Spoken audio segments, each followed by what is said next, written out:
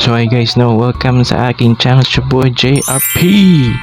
So ngayong araw na yung magre-react tayo sa isang video about piso wifi business. Yun. Kasi baka meron tayong matutunan dito, no? Marami tayong matutunan kay Kuya. Yeah. Baka marami din sa atin dito na gustong mag piso net business, no? Let's get it on. Worth it pa ba ang piso wifi business this 2023? Tara, silipin 2023. 3 years ago na ba itong video na to, bro? natin. That's bad for a small business. I myself did not expect na it could reach to this sum of amount po na marami talagang barya po every time I open the machine. Binili ko ito last August 16, 2022 for only 7,800 pesos. 7,000.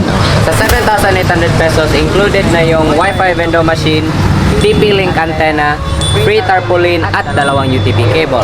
Since wala akong Wi-Fi dito sa amin, I decided na mag P2P Wi-Fi system na lang ako. Dito muna tayo kasi maingay sa labas. For those of you who don't know ano yung P2P Wi-Fi system, basically nanghiram ka ng Wi-Fi galing sa ibang bahay na malapit lang sa iyo. So bumili ako ng dalawang ganito. Ito po ay isang Comfast P2P system.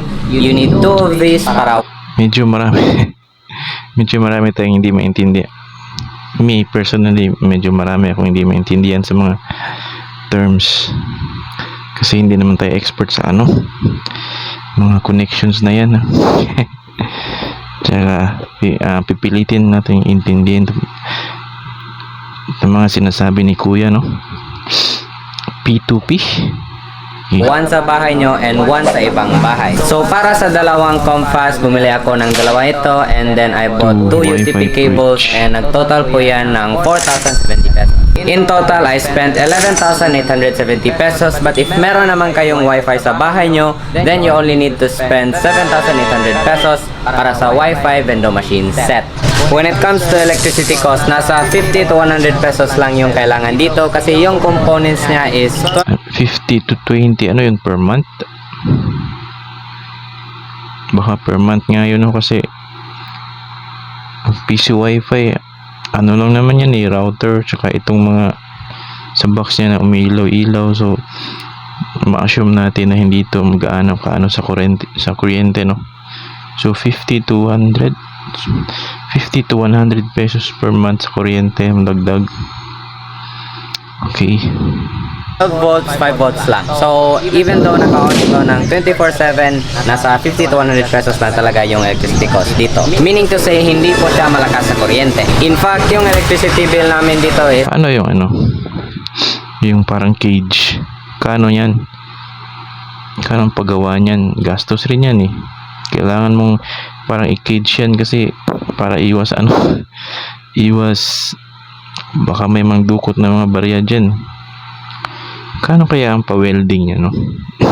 nasa 88 pesos lang for the month of September 2023 and always po ito siya naka-on, but yung ibang appliances naman dito is naka-off siya kasi madalas lang kami umuwi dito sa probinsya. So regardless, always po ito naka-on. So basically 7,800 pesos sa piso wifi vendor machine, 4,070 pesos para 7 at 4,000 sa wifi system. sa wifi system namin, and then lastly meron tayong 50 to 100 pesos para sa ating electricity cost dito sa piso wifi vendor machine natin. So yung next question natin dito is magkano yung wifi bill natin. So yung P2P wifi system ko ay Yung connection mo, ilang Mbps ang kailangan mo dito sa business na to, no? Kasi marami magko-connect niyan eh. Okay na kaya ang 20 Mbps per second na connection? Ngayong 2026 dito sa amin 40 Mbps na yun eh, 1,000 pesos. Ilan kaya ang mga ganitong piso wifi na marami ang kumukonek, no? Ilan kaya ang Mbps na no? Pwede. a friend ko lang, and yung hiningi niya is only 800 pesos per month para sa P2P wifi system ko. Ang tanong, how long does it take para makabawi tayo? The answer is it really depends on your location. Malapit pa kayo sa paaralan, mayroon ba kayong mga tambay dyan, ganyan. In my Dapat mga tambayan like sa yung may bilyaran, tindahan. Like, so nakikita ko dito sa amin, maraming nagwa-wifi.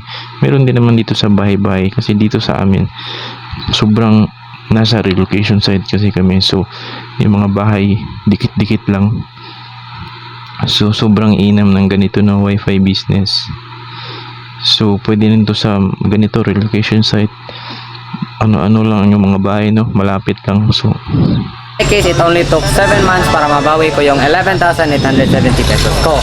7 Some months? businessmen out there na naka-own ng isang piso wifi business, it only took them 3 months, 4 months, but again, depende talaga yan sa location nyo. Pwede madali lang, pwede din hindi. Again, depende talaga yan sa location nyo. Alright, so yung next question natin dito is, magkano kaya kita ko dito per month? Yeah. Alright, tingnan natin at buksan natin. Okay, so last time I opened this, which is the video is here, I was able to have 2,729 pesos in just 15 days. Yes, you heard it right, 2,729 pesos in just 2,000. Hindi ko alam kung ilang piso wifi meron tong si kuya, no? Pero kung meron siyang 10 nito, tapos ikinalat niya sa isang bahay, sa maraming mga lugar, 2,700. Grabe din puhunan mo nito, no, bro? 15 days. That is from July 15 to July 31. Today is September 9, so tingnan natin magkano na yung na-earn natin from July 31 since it's last open niya. Uy, open mo Lock yan. number 1. Lock number 2. Lock number 3. Tatlo yung locks ko dito kasi hindi kami nasa bahay palagi, so dapat secured yung wifi natin. So yan, tatlong lock. Ito pala yung yung best friend ko. Tingnan mo yung best friend ko. Ano? 3 lock, bro. Dami, ah. Alright, so tingnan natin na, open natin. Alright guys, so buksan natin. Medyo mabigat na talaga siya kasi ilang days, ilang weeks na po ito hindi na open. Yan.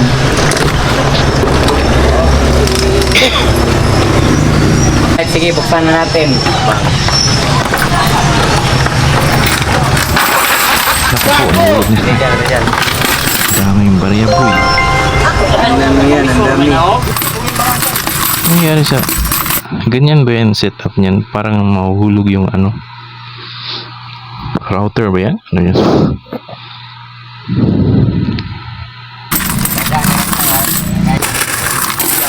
Ayun, no, nakalambitin, no.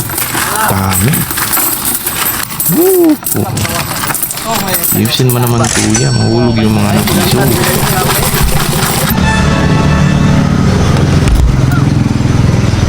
So yan guys, as you can see, marami tayong na-collect and now it is time to count them all up. Salida.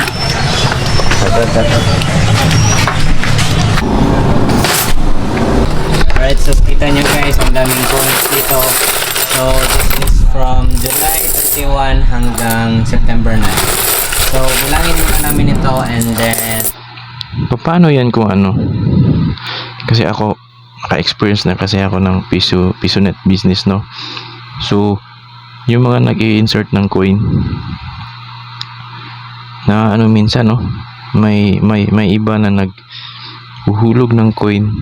Yung coin na parang na deform tapos no? Parang na siya sa slot, no? Na-stuck siya, no? So, paano ito kung marami kang gantong piso wifi? Dapat talaga kausapin mo yung inaanohan mo, no? Yeah, pag may problema ang piso wifi.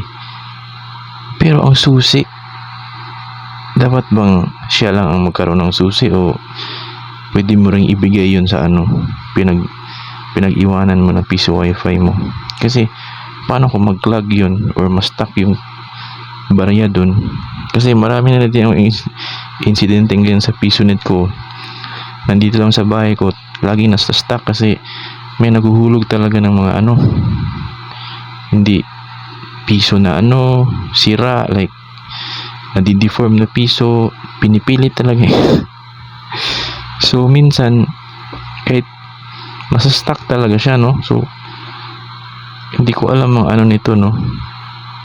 Kung ibibigay mo ba ang susi sa For example, meron kang 5 na ganito. So, yung 4 na place na pinagbilinan mo, dapat mong ibigay ang susi doon sa kanila, or tatawagan ka na lang nila kung may sira, no? Pa natin alam, no? Show kung ano yung number natin. Bigat niya guys, parang 6 kilo sa tayo. Dami, ah. Ang dami niya. Mga So bilangin mo na. 3,000.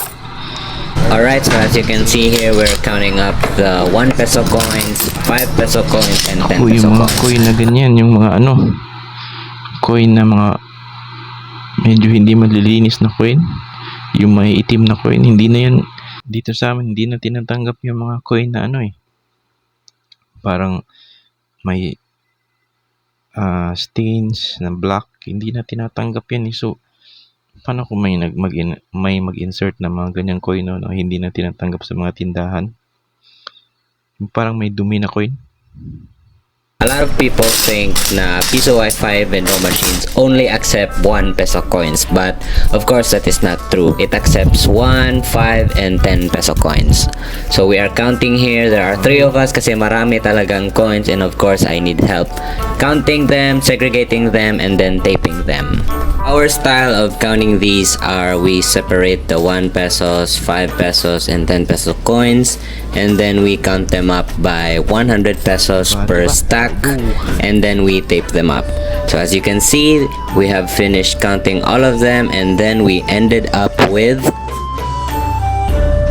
4,978 pesos. So that is how much we earned from July 31 to September 9. Alright, so for September 9, I was able to earn 4,978 pesos from my Piso Wi-Fi business. So just to inform you, hindi na po ako nag P2P Wi-Fi system kasi hindi siya stable and hindi siya gano'ng kabilis. So ngayon po, hindi na po ako nag P2P Wi-Fi system. I am actually using Globe Fiber 50 Mbps right now. 50 And yung Mbps. Globe Fiber 50 Mbps So dapat at least 15 Mbps ang connection mo, no? Mabilis na ba yun sa Di ko alam kung ilang tao yun, no? Pwede sabay-sabay.